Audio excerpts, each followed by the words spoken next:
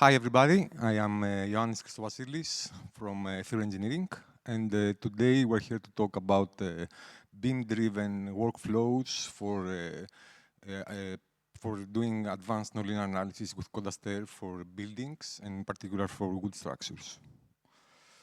So we all know that Aether has amazing capabilities, you can do amazing stuff with that, but when you want to consider a whole building, then you need something to automate. You need a layer, a semantic layer, an orchestration layer on top so that you can manage hundreds of elements or even thousands of connectors. So we're here to talk today about BIM, which is Building Information Modeling, and how we can use BIM for orchestrating this. And this comes from advancement from previous studies where we always use the JSON file to extract information from buildings and to create automation. But we think that this is a new way, a better way, where you can have some data models already studied and you can use it directly. So we're going to talk about a three-story building. And this was also a past study that we did. We're using 2D cell elements. We had also some assumptions, simplified assumptions. But today we're here to present the 3D models and the new way to do this with BIM. So this is the model that we did, and it has a lot of panels, wall panels, slab panels, and quite a few of connectors. And this we are creating inside the Blender and using Bonsai. Bonsai BIM is an add-on for Blender, and in the back end it uses IFC OpenCell, that is a Python library to read and create IFC data. As I said, we use BIM as a single source of truth, and what you can achieve, you have various types of geometries that you can consider. You have the materials that you can assign, the typologies that are important, so you have types for the elements that you want to create, and you can also define connections. These are some of the features that it has, because it is a very vast, it covers structural, architectural domains, various domains. And we use this, so for example, also the connections between elements. So these are some snapshots from the model, and you can see, for example, wall panels, openings, connectors that you can define with arrays, so you don't have to put everything one by one. And we have, for example, clippings in the elements, so you can have oblique surfaces. You can see here double clippings on the walls, but also the slabs that are inclined. They have a clipping that is a vertical surface when they meet. And these studies that we have are using an automated workflow. So in the upper part, we have the workflow for the dynamic nonlinear analysis. And below, we have the part for the CFD analysis that we're going to show, that was based on also on a study from Simvia, that we thank you very much for your work. So everything is based on automated scripts, and everything is based on open source technologies. And all the information that in the end we take from BIM and we use it through JSON. But this is a step that in the future could also be avoided using directly BIM and Aether. So a few words about the semantics transfer, because in the end this is the most important thing, is the semantics and how you have going from the BIM domain to the Aether domain, and you have this mapping of all the elements. So when we talk about IFC wall, IFC slab, everything that you see with IFC is part of this the BIM model. We have mapping for the whole workflow, so it's not something that stops when you go then to the FEM element. And you can see here, for example, for wall slabs, we're using 3D solid. We use MFront. Massif, for example, is the orientation. We have discrete accessories that are the connections with KTDL cables. IFC rail connects elements that are the connections. They can be contact or they can be fixed with liaison mile. We have the material properties. For example, for isotropic material, it has already BIM has already the properties, but for orthotropic, we have created a new group of properties. And for the CFD pressures, we can use project with ProChamp and with EvolChar to do the workflow from CFD to FEM.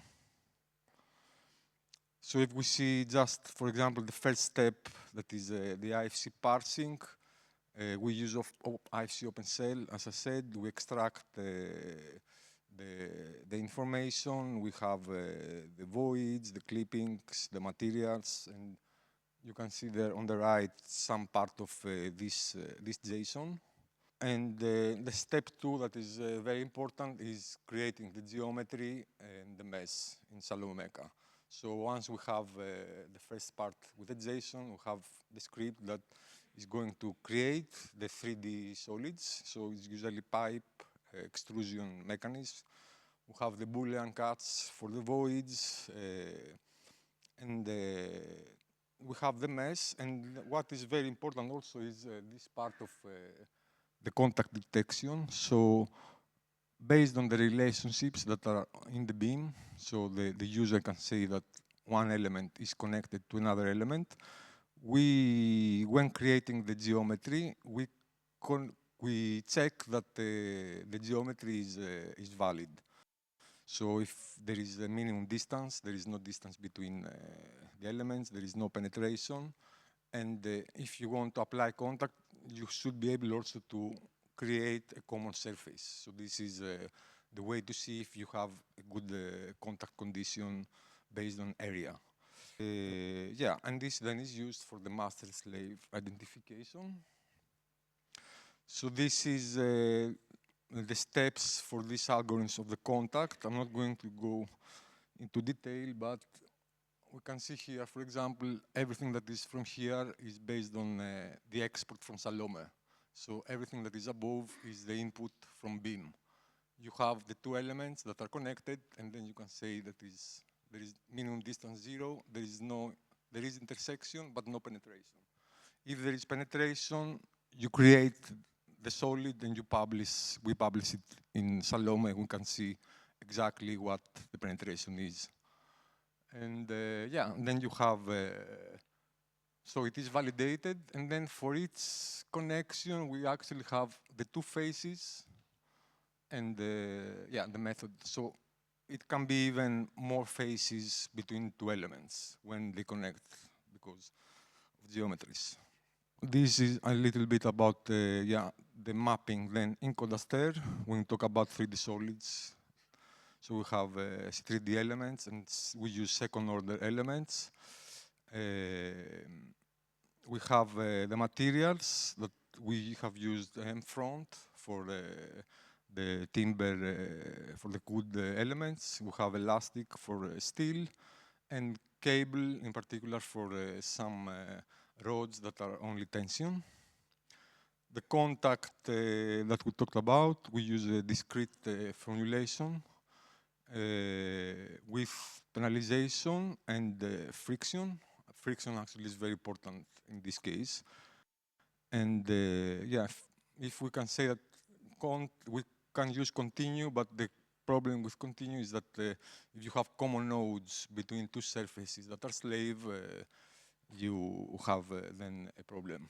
So we are used discrete, and for the connections, yeah, some discrete elements again, and the liaison mile for the connected elements.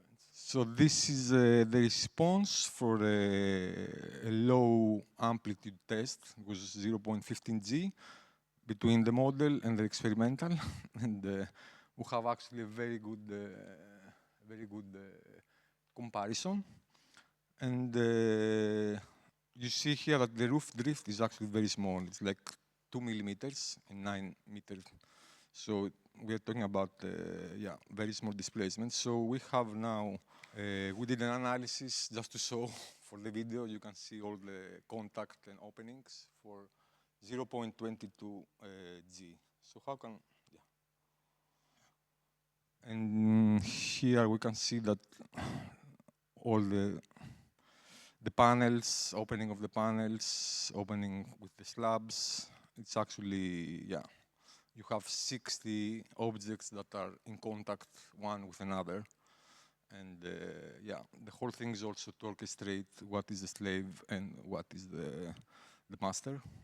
And now I'm going to give my place to Lorenzo.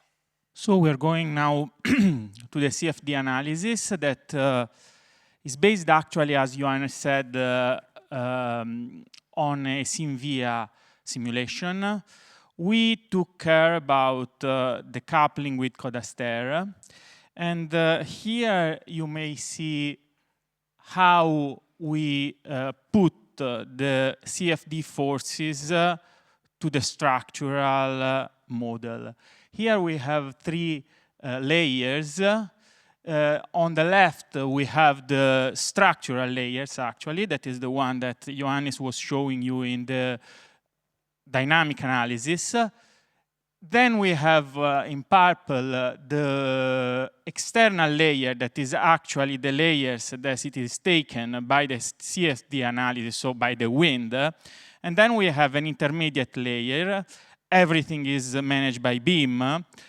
The intermediate layer, the sense of the intermediate layer is, of course, to connect the two. As we have contacts in a lot of contacts, actually, because we have contacts on every side of each panel, we use the intermediate layer to manage the contact between this and the outer one without having conflicts and problems. So the middle layer is an auxiliary layer to maintain the internal contacts of the whole surfaces and to make it consistent with the external layer that is the one that is invested by the wind.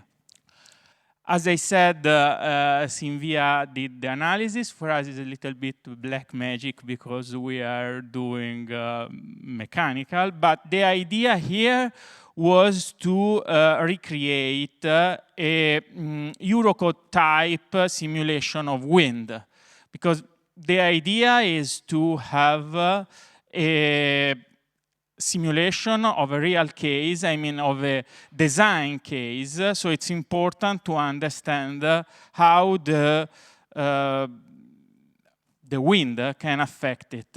The physical behavior is quite clear, the construction is simple, and we see some vortices that confirm the need to turbulent model. We have dynamic pressure and everything. And now we see how we manage the wind structural coupling. So we took from the simulation of Simvia the external wind pressure on the outer skin of the construction. We created a parser to take these results and compute then and create then a JSON that contained the whole of that grouped by planes. Then we reconstructed inside Aether with the formula and CreaChamp the pressure fields using DKT auxiliary mesh. And at the end, we projected plane by plane, so face by face, the results on the structural mesh. And then at the end, we run the analysis with a volchar that applies the wind as a time-varying load. Here we see the two configurations. Here we have the results. So here we change the mesh with the structural mesh that then would support the dynamic analysis. Here we have the rear part of the construction. And then we have a simulation of what happens in the structure.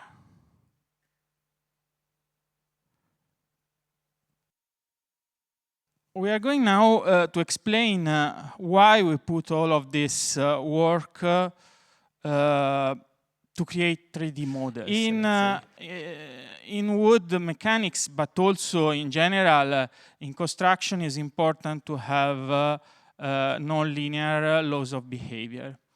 In wood is fundamental because wood is a living material, let's say, with behaviors that are time-dependent, load-dependent, and moisture-dependent.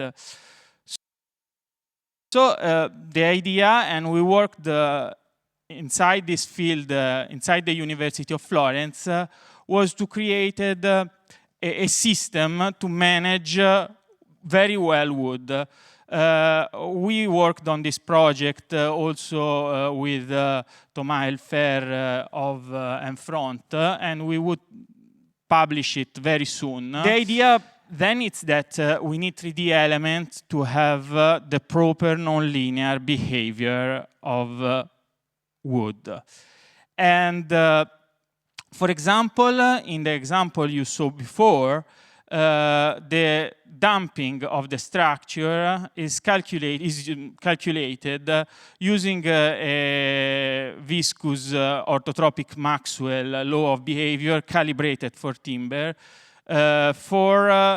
let's say, have a faster solution of the damping problem in this nonlinear case.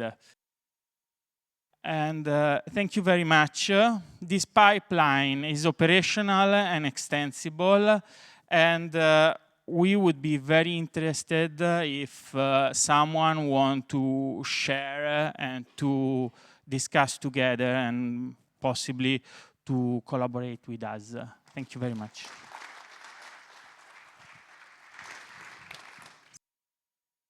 Thank you. You are using Blender for modelization, is that it? Yes. And how do you compare it with Salome? Is it more convenient to draw? And another question, can it handle NURBS or is it just mesh? I didn't understand the second question, sorry. Can it handle NURBS elements? Or geometrical elements, or only meshes? For curve elements, for we start always from geometries. We don't. Yes, but as in SketchUp, for instance, there's no NURBS.